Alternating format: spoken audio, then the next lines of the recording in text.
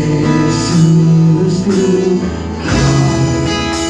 layak terima segala pujian, Kau layak sembahku.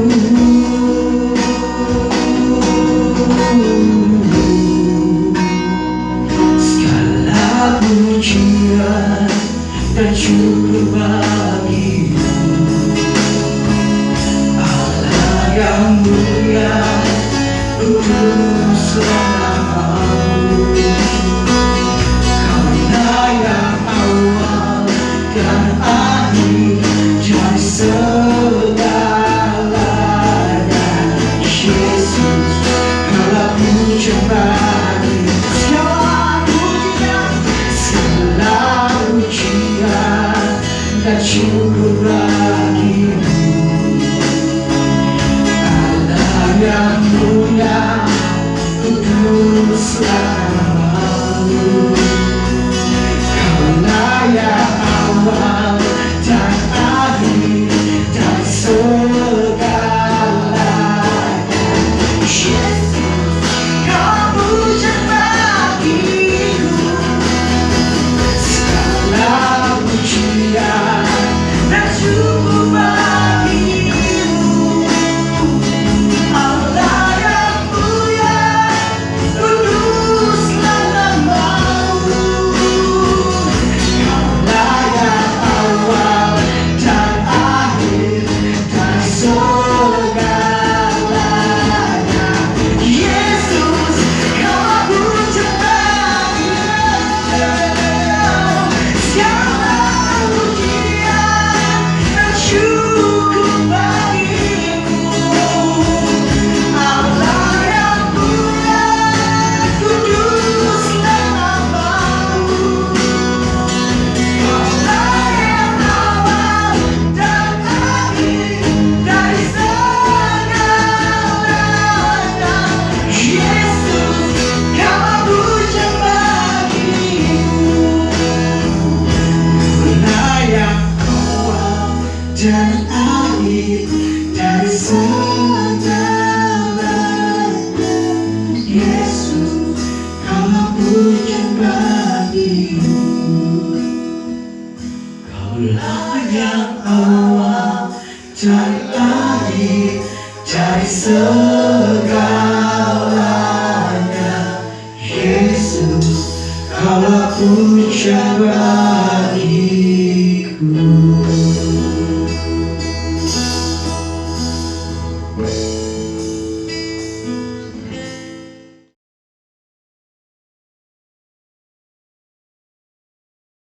Shalom Bapak Ibu yang terkasih di dalam nama Tuhan Yesus. Puji nama Tuhan, kita boleh berjumpa kembali di dalam ibadah online Gereja GKPB MDC Karawang.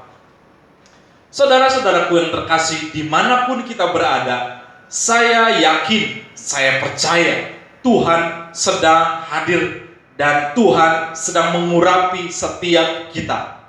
Karena sebentar kita akan mendengarkan kebenaran firman Tuhan. Tuhan akan mengurapi dan membuat kita menjadi lebih mengerti dan mengasihi Tuhan.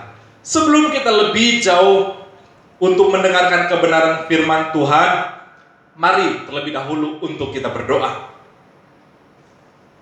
Tuhan, sebentar kami akan membaca, mendengarkan firman. Kami rindu Tuhan, disegarkan oleh firman. Ajar kami ya Tuhan, untuk taat dan untuk duduk diam mendengarkan suara hati-Mu. Terima kasih Yesus, di dalam nama-Mu kami telah berdoa. Amin. Saudara-saudaraku yang terkasih di dalam nama Tuhan Yesus, saya sekali lagi ingin menyapa setiap kita terlebih dahulu dimanapun setiap kita berada. Dan saya ingin mengucapkan terima kasih kepada setiap kita yang telah mengikuti ibadah online ini. Saudara-saudara, mari kita langsung membuka firman Tuhan yang tertulis di dalam 2 Samuel 6 ayatnya yang ke-11 dan ke-12. Mari kita membacanya. 3 3 bulan lamanya tabut Tuhan itu tinggal di rumah Obed-Edom, orang Gad itu. Dan Tuhan memberkati Obed-Edom dan seisi rumahnya. Diberitahukanlah kepada Raja Daud. Demikian Tuhan memberkati seisi rumah Obed-Edom dan segala yang ada padanya, oleh karena tabut Allah itu. Lalu Daud pergi mengangkut tabut Allah itu dari rumah Obed-Edom ke kota Daud dengan sukacita. Saudara-saudaraku yang terkasih di dalam nama Tuhan Yesus, dikisahkan pada waktu itu Daud hendak mengangkat tabut Allah dari kediaman Abinadab menuju kota Daud di Yerusalem. Bukan tanpa suatu alasan Daud mengangkut tabut Allah ini. Mengapa Bapak Ibu? Karena Daud telah menyaksikan sendiri bahwa di mana ada kehadiran Allah yang pada waktu itu digambarkan melalui tabut Allah, maka di situ ada berkat Tuhan dan perlindungan Tuhan yang nyata. Ya, pada waktu itu Raja Daud mengangkut tabut Allah dari kediaman Abinadab ke kota Daud di Yerusalem. Namun pada waktu itu di tengah perjalanan ada suatu kejadian di mana salah seorang anak Abinadab yang bernama Uza tanpa sengaja memegang tabut Allah itu sehingga Uza meninggal. Maka takutlah Daud dan mengurungkan niatnya untuk membawa tabut Allah itu menuju kota Daud. Raja Daud berkata, tinggalkanlah terlebih dahulu untuk sementara tabut Allah itu di kediaman Obed-Edom. Bapak Ibu yang terkasih dalam nama Tuhan Yesus, menarik di sini dan patut kita perhatikan, dengarkan dengan sungguh-sungguh. Sekali lagi saya akan membacakannya. 3 bulan lamanya tabut Tuhan itu tinggal di rumah Obed-Edom, orang Gad itu. Dan Tuhan memberkati Obed-Edom dan seisi rumahnya. Diberitahukanlah kepada Raja Daud. Demikian Tuhan memberkati seisi rumah Obed-Edom dan segala yang ada padanya oleh karena tabut Allah itu. Lalu Daud pergi mengangkut tabut Allah itu dari rumah Obed-Edom ke kota Daud dengan sukacita.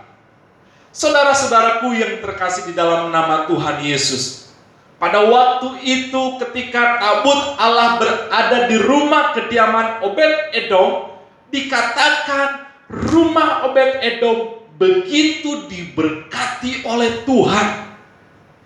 Obed-Edom dan seisi rumahnya, seluruh anggota keluarganya diberkati oleh Tuhan. Karena apa? Karena kehadiran tabut Allah itu di dalam rumahnya. Saudara-saudaraku yang terkasih, memang pada saat hari ini kita tidak mengetahui di mana keberadaan tabut Allah itu. Jangan tanyakan kepada saya, karena saya pun tidak mengetahuinya. Tetapi saudara-saudaraku yang terkasih, tabut Allah ini menggambarkan kehadiran Allah. Di mana tabut Allah itu ada, di situ pun Allah ada. Namun saudara-saudaraku, pada waktu ini Tuhan tidak melihat tabut Allah itu untuk menyatakan kehadirannya.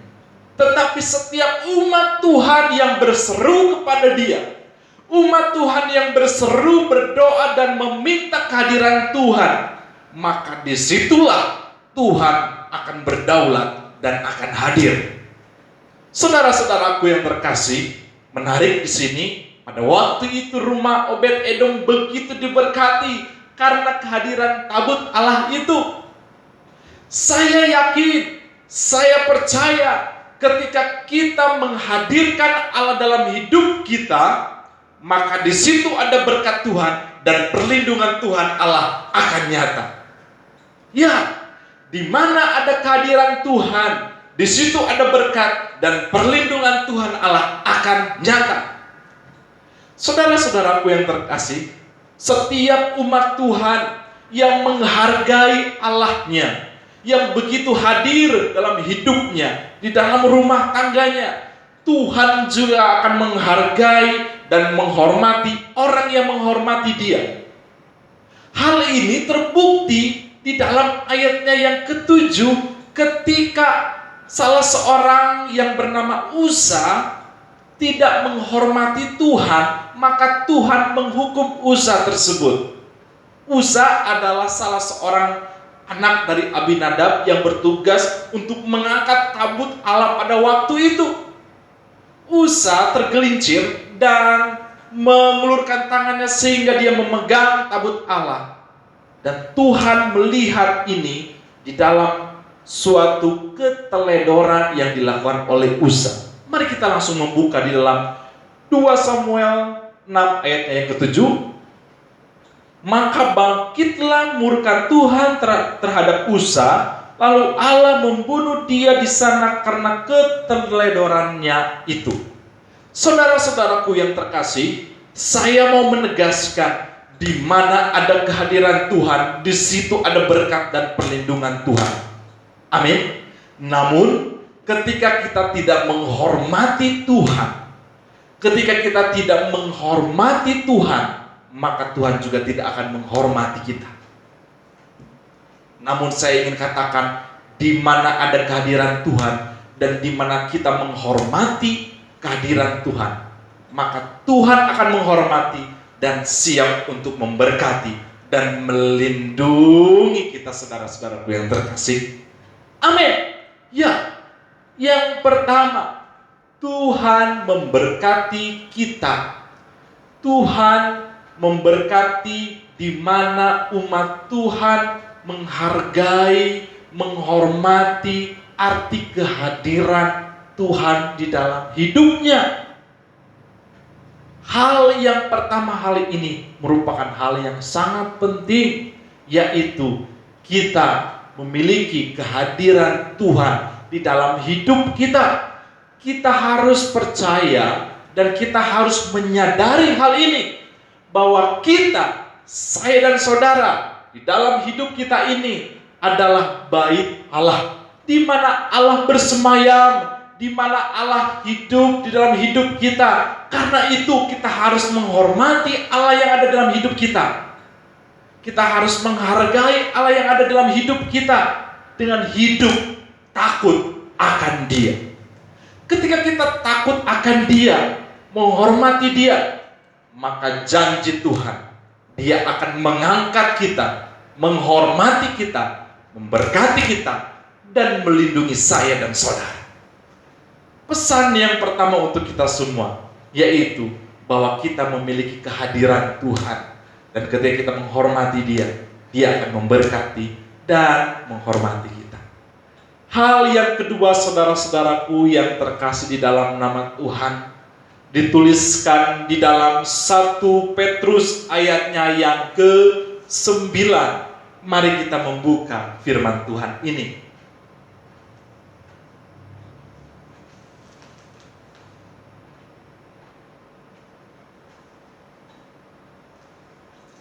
Tetapi kamulah bangsa yang terpilih, imamat yang rajani, bangsa yang kudus, umat kepunyaan Allah sendiri, supaya kamu memberitakan perbuatan-perbuatan yang besar dari Dia yang telah memanggil kamu keluar dari kegelapan kepada terangnya yang ajaib. Saudara-saudaraku yang terkasih dalam nama Tuhan Yesus, firman Tuhan berkata kepada setiap kita bahwa kita adalah imamat yang rajani, umat kepunyaan Allah sendiri, bangsa yang kudus. Ya, kenapa dikatakan bangsa yang kudus? Karena saya dan saudara adalah orang yang telah dipanggil dari kegelapan kepada terangnya yang ajaib, dari dosa kesia-siaan kepada hidup yang penuh dengan makna. Karena itu dikatakan bahwa kita ini adalah bangsa yang kudus, karena kita sudah ditebus, karena kita sudah dikuduskan oleh Allah melalui Yesus Kristus. Saya katakan sekali lagi bahwa kita ini adalah imamat yang rajani, umat kepunyaan Allah sendiri. Saudara-saudaraku yang terkasih, saya dan saudara adalah umat kepunyaan Allah. Kalau Tuhan adalah Tuhan atas hidup kita, di mana Tuhan yang mempunyai seluruh dunia ini, di mana Tuhan yang memiliki seluruh dunia ini, maka kita patut berbangga dan kita patut bersyukur kepada Dia. Ya, karena kita adalah milik Tuhan, umat kepunyaan Allah. Sebuah jabatan yang sangat-sangat tidak ada duanya kepada setiap kita, yaitu kita ini adalah umat kepunyaan Allah sendiri. Bayangkan saudaraku, kalau seorang anak presiden saja begitu sangat dihormati dan dijamin keselamatannya, apalagi kita, umat kepunyaan Allah sendiri. Ya, saya dan saudara merupakan umat kepunyaan Allah. Percayakah saudara? Percayalah. Imani ini, renungkan ini baik-baik, bahwa kita, saya dan saudara, merupakan umat kepunyaan Allah. Wow, luar biasa. Saudara-saudaraku yang terkasih, kalau kita merupakan kepunyaan Allah, maka hal yang pertama yaitu kita harus percaya bahwa kita senantiasa dilindungi oleh orang atau pribadi yang memiliki kita. Ya, Tuhan melindungi setiap kita. Tuhan melindungi setiap kita, saya dan saudara. Kenapa? Karena saya dan saudara merupakan kepunyaan Allah sendiri. Tuhan akan menjagai kita. Tuhan akan menyayangi kita. Tuhan sementara sekarang sedang menyayangi kita, mengasihi kita. Ya, jangan sedih saudaraku. Jangan takut saudaraku. Karena kita ini adalah kepunyaan Allah. Di mana Allah begitu mengasihi kita. Di mana Allah begitu memperhatikan kita. Di mana Allah begitu memberikan rancangan-rancangan yang terbaik bagi kita. Dikatakan bahwa kita ini adalah imamat yang rajani. Saudara-saudaraku yang terkasih dalam nama Tuhan Yesus, kalau kita umat kepunyaan Allah, hal itu bagaikan harta kesayangan Allah sendiri. Harta kesayangan Allah sendiri. Saudaraku, seorang yang mempunyai harta, yang mempunyai sesuatu, entah itu benda ataupun pribadi, entah itu pasangan yang pasti dikasihinya, pastilah orang atau benda itu sangat dijaga, sangat dikasihi, dan sangat diperhatikan.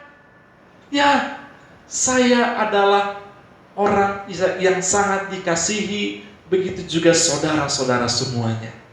Kenapa? Karena kita adalah umat kepunyaan Allah. Saudara-saudaraku yang terkasih dalam nama Tuhan Yesus, Tuhan Yesus mengajarkan kepada kita bahwa setiap kita janganlah hendaknya khawatir, janganlah hendaknya gelisah. Kenapa Bapak Ibu?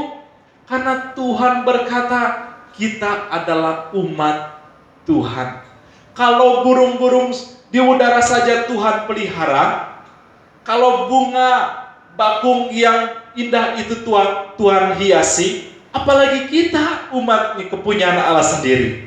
Tuhan akan memberkati, Tuhan akan pelihara, dan Tuhan akan dandani. Saudara-saudaraku, mungkin pada saat hari ini setiap kita sedang merasakan kesedihan atau hal apapun, ingat firman Tuhan ini, bahwa kita adalah kepunyaan Tuhan. Saudara-saudaraku yang terkasih dalam nama Tuhan Yesus, kalau kita menghargai Tuhan, yaitu Tuhan yang mempunyai kita, maka Dia akan memperhatikan dan menghargai kita juga. Saudara-saudaraku, pesan yang kedua kepada setiap kita, bahwa Tuhan adalah pemilik daripada kita. Kalau Tuhan semesta alam itu yang memiliki kita, saya mau jamin dan saya mau katakan dengan penuh dengan kepercayaan, yaitu jangan takut, jangan gelisah, dan percayakan hatimu kepada Tuhan. Kenapa? Karena yang memiliki kita adalah Allah semesta langit dan bumi.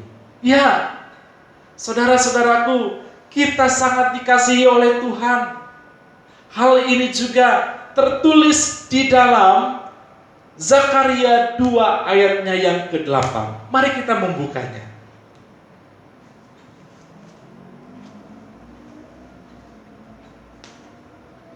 Sebab beginilah firman Tuhan semesta alam, yang dalam kemuliaannya telah mengutus aku mengenai bangsa-bangsa yang telah menjarah kamu. Sebab siapa yang menjamah kamu berarti menjamah biji matanya. Saudara-saudaraku yang terkasih, Allah berkata bahwa kita bagaikan biji matanya. Umat Allah kepunyaan Allah sendiri, dan kita seperti biji mata Allah. Saudaraku, adakah di antara kita yang tidak menjaga biji mata kita? Saya kira tidak ada. Saya percaya setiap kita menjaga dan membersihkan biji mata kita, betul? Ya. Ketika ada debu atau sesuatu yang kecil masuk ke dalam mata kita sehingga kita merasa perih, maka kita langsung membasuhnya, kita mencucinya, betul? Iya, kita akan merawatnya, bahkan kita akan menjagai biji mata kita. Dengan demikian hal ini yang serupa juga Tuhan lakukan kepada setiap kita, kepada saya dan saudara, karena kita merupakan biji matanya Allah, yaitu umat yang dikasihi oleh Allah. Saudara-saudaraku yang terkasih dalam nama Tuhan Yesus, begitu Allah mengasihi setiap kita, sehingga firman Tuhan yang tertulis di dalam Yohanes 1 ayat yang ke-12, bahwa Allah merupakan Allah yang mengasihi setiap kita. Dikatakan juga di dalam Yohanes 3 ayat 16, begitu besar kasih Allah akan dunia ini, kepada setiap orang yang mengasihi Dia. Iya, saudara-saudaraku yang terkasih, setiap kita umat Tuhan yang percaya kepada Dia, yang telah diambil dan diselamatkan dari kerajaan gelap menuju terangnya yang ajaib, adalah orang-orang yang dikasihi oleh Tuhan. Dia akan dilindungi, dia akan diberkati. Inilah janji daripada Tuhan. Inilah janji Tuhan kepada setiap kita. Tuhan mengasihi kita. Dan tanpa ragu-ragu Tuhan berkata bahwa kita ini adalah imamat yang rajani. Berarti Tuhan sedang mempersiapkan kepada kita rencana-rencana yang rajani, yang besar, yang ajaib untuk kita. Kenapa? Bapak Ibu, karena kita merupakan ahli warisnya. Tentu sebagai ahli warisnya, maka kita akan menerima setiap kemuliaan daripada Tuhan. Kenapa? Karena Tuhan mengasihi kita. Saudara-saudaraku yang terkasih di dalam nama Tuhan Yesus, apabila saudara-saudaraku sedang di dalam keadaan yang bimbang, sedang di dalam keadaan yang takut dan gelisah, percaya saudara, kehadiran Allah di dalam diri saya dan saudara itu akan memberkati dan melindungi kita. Pada saat hari ini, mungkin Tuhan sedang berbicara kepada setiap kita. Pada saat hari ini, dengan lembut Tuhan berbicara kepada saya dan saudara. Dia berkata, aku mengasihimu. Jangan takut dan gelisah hatimu. Percayalah kepadaku. Saudara-saudaraku, dengarkan Tuhan, bahwa Tuhan pada saat hari ini benar-benar mengasihi kita. Saudara-saudaraku yang terkasih, firman Tuhan mengajarkan kepada kita bahwa Tuhan menghargai dan menghormati orang yang senantiasa merindukan kehadiran Allah dalam hidupnya. Hal yang kedua adalah Tuhan memiliki setiap kita umatnya. Kita adalah umat kepunyaan Allah sendiri. Kita bagaikan biji mata Allah yang senantiasa dilindungi olehnya. Apabila hal ini kita yakini, yakin dan percaya, Tuhan akan senantiasa memberikan damai sejahtera bagi setiap kita, dimanapun kita berada. Siapapun kita, percaya Dia akan melindungi kita. Saudara-saudaraku yang terkasih, saya percaya firman Tuhan yang baru saja saya bagikan boleh memberkati setiap kita. Yakini ini, bahwa Tuhan mengasihi kita semua, dan kita sekarang memiliki kehadiran Tuhan. Apabila Tuhan hadir dalam hidup kita, percayalah, Dia akan memberkati, melindungi, dan menuntun kita. Mari kita berdoa. Tuhan, terima kasih Bapa, Kau hadir dalam hidup kami, dan Kau memiliki kami. Kami percaya Tuhan akan kasih-Mu yang begitu besar akan hidup kami. Engkau mengasihi kami, Engkau memberkati kami, Engkau terus menunjukkan kasih-Mu kepada kami. Terima kasih Yesus, terima kasih Bapa. Dalam nama-Mu kami telah berdoa dan mengucap syukur. Amin. Tuhan Yesus memberkati.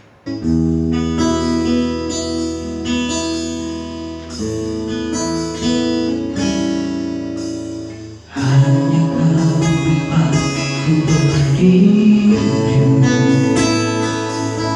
hanya Kau laguku dan kekuatan. Izinkanlah ku datang menyembah, membawa syukurku.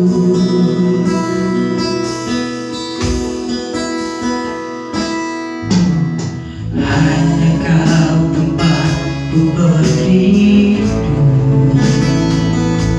hanya Kau laguku dan kekuatan.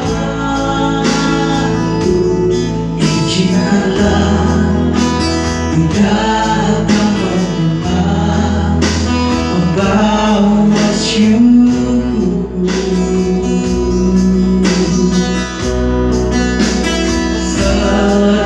Sedalamnya hatiku Kau pun tahu, dan kasih-Mu tak jauh dalam jiwaku.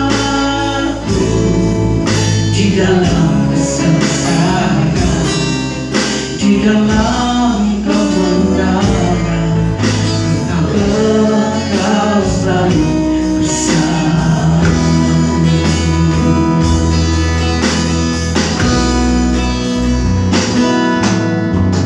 Hanya Kau tempatku berlindung,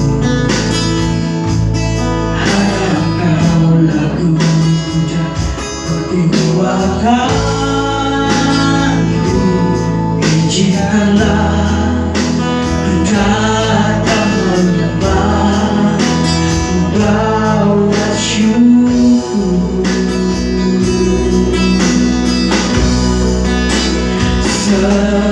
Sedalamnya hatiku Kau pun tahu,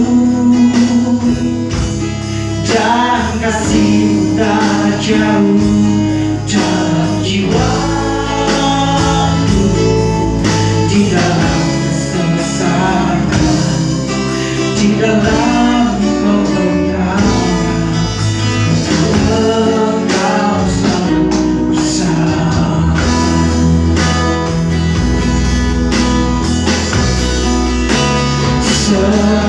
Sedalamnya hatiku Kau pun tahu, dan kasih tak jauh dalam jiwaku.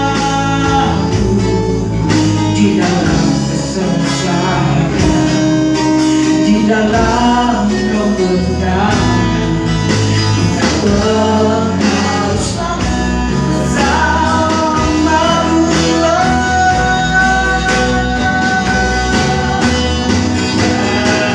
Dalamnya hatiku Kau pun tahu,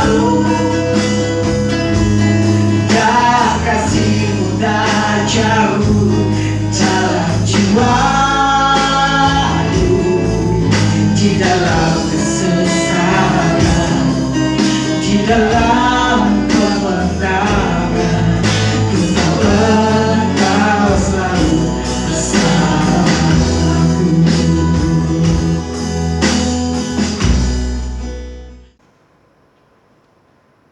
Bapak Ibu yang terkasih di dalam nama Tuhan Yesus, sebentar kita akan melaksanakan perjamuan kudus untuk mengingat segala kebaikan Tuhan yang telah menyelamatkan, menebus hidup kita.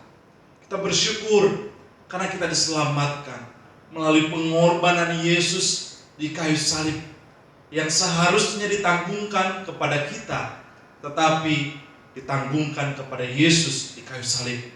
Karena itu, melalui perjamuan kudus ini, kita akan mengingat segala kebaikan Tuhan dan kita bersyukur kepadanya. Mari kita berdoa terlebih dahulu. Tuhan Allah Bapa kami di dalam surga, sebentar kami akan melaksanakan perjamuan kudus. Kami mengingat segala kebaikan-Mu, di mana Kau telah menebus hidup kami dari kesia-siaan, dari kutuk dosa kepada kemenangan. Terima kasih Bapa, Engkau baik Tuhan. Terpujilah nama-Mu. Di dalam nama Yesus, Allah kami yang hidup, kami berdoa. Amin. Bapak Ibu yang terkasih, mari kita mengangkat roti di tangan sebelah kanan kita sambil saya akan membacakan firman Tuhan yang terambil di dalam 1 Korintus pasal yang ke-11. Sebab apa yang telah kuteruskan kepadamu telah aku terima dari Tuhan, yaitu bahwa Tuhan Yesus pada malam waktu Ia diserahkan mengambil roti, dan sesudah itu Ia mengucap syukur atasnya, Ia memecah-mecahkannya dan berkata, "Inilah tubuhku yang diserahkan bagi kamu, perbuatlah ini menjadi peringatan akan aku." Tuhan Yesus, kami bersyukur di mana tubuh-Mu yang kudus itu Engkau persembahkan bagi keselamatan kami. Terima kasih Yesus, terpujilah nama-Mu. Bapak Ibu, mari kita memakan roti ini di dalam nama Tuhan Yesus.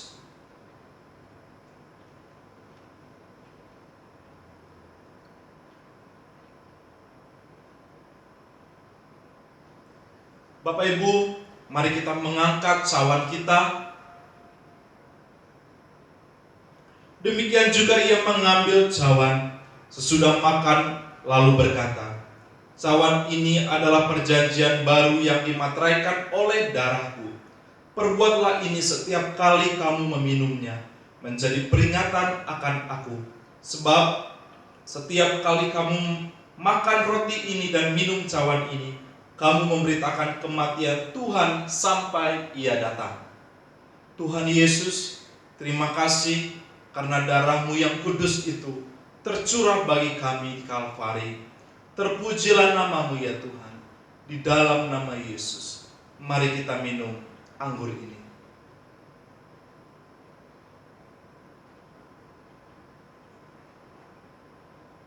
Mari kita berdoa.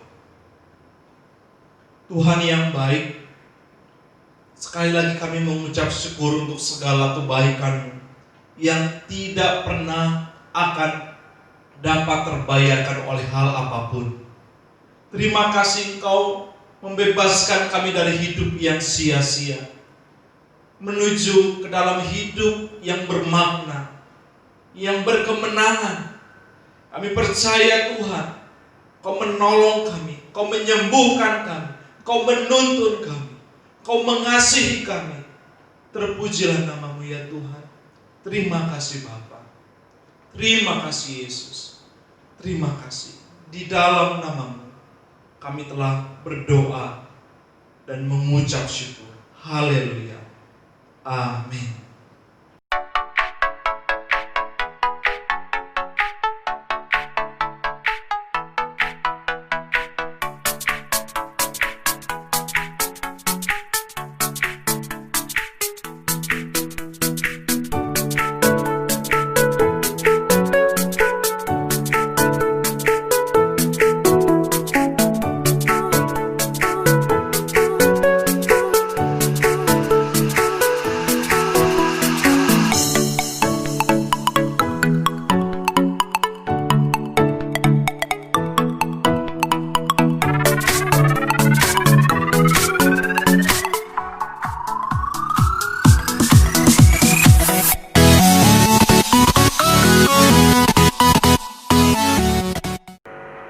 Saudara-saudaraku yang terkasih, kita sudah sampai di penghujung ibadah online kita.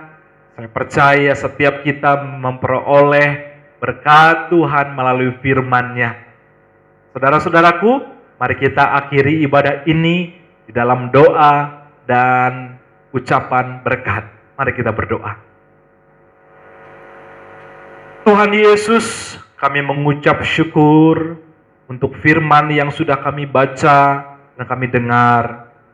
Tuhan, kami mengucap syukur karena Engkau begitu mengasihi kami. Engkau baik dan Engkau bersedia untuk menolong kami, Tuhan. Terima kasih Yesus, terima kasih Bapa. Sebentar kami akan mengakhiri ibadah kami. Bapak Ibu yang terkasih, mari kita mengangkat kedua tangan kita menerima berkat daripada Tuhan.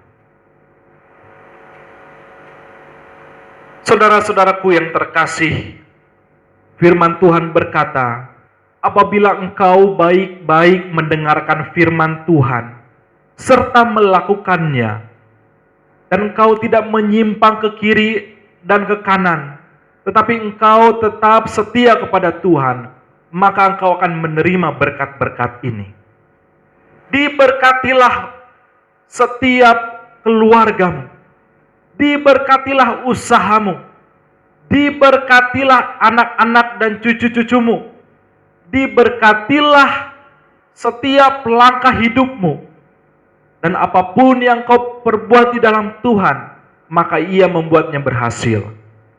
Terimalah berkat ini yang datangnya daripada Allah Bapa Surgawi, daripada anaknya yang tunggal yaitu Yesus Kristus, dan daripada Roh Kudus yang menyertai kita sekarang dan sampai selama-lamanya. Setiap kita yang telah menerima berkat, mari kita katakan, Amin. Tuhan Yesus memberkati.